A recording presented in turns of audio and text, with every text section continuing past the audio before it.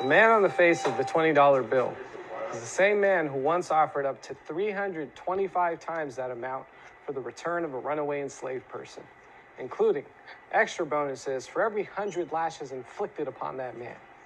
He was a master planter who fertilized American soil with Native American bodies and hydrated Southern cotton fields with the blood and sweat of free black labor. Such an icon of white supremacy was he that nearly 200 years after launching the violent displacement of 100,000 non-white bodies, the piece of paper with his face on it was all the authorization they needed to suffocate a man to death while the world watched them do it. Big Floyd was murdered by police outside of a grocery store. See, my uncles also operate grocery stores, liquor stores, mini marts, and so on. That whole generation followed a pretty simple formula.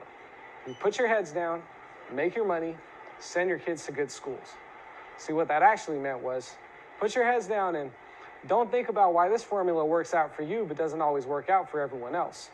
Why you get to own property in this neighborhood but the people who live here can't. Why liquor stores like yours are on every corner but fresh produce and after-school programs are pretty hard to come by. And definitely don't consider a centuries-long history in this nation that includes slavery, legalized segregation, a made-up war on drugs, criminalization of black and brown bodies, immunity for police officers when they commit crimes, and that's just to name a few. So what do? We put our heads down. We turned those Jacksons into Benjamins and those Benjamins into Benzes.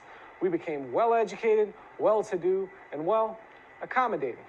We complied with the status quo that keeps telling us that we're almost there, but just not quite them enough until we shed every last remnant of our heritage, except, of course, for the ones that can be exploited for a diversity initiative or sold for profit.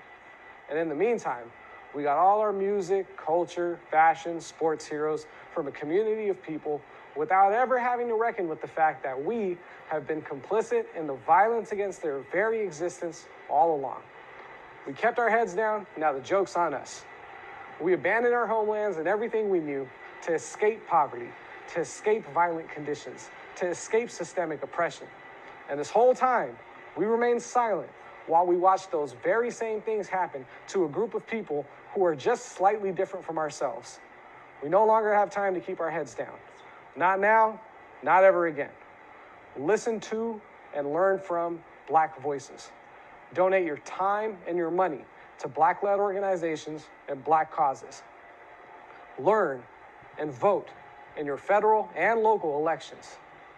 And hey, Bollywood, we don't want to hear any of this Black Lives Matter stuff from you unless you're also dealing with the casteism, colorism, sexism, Hindu supremacy, and support of state-sanctioned violence that's running around freely in your own industry right now.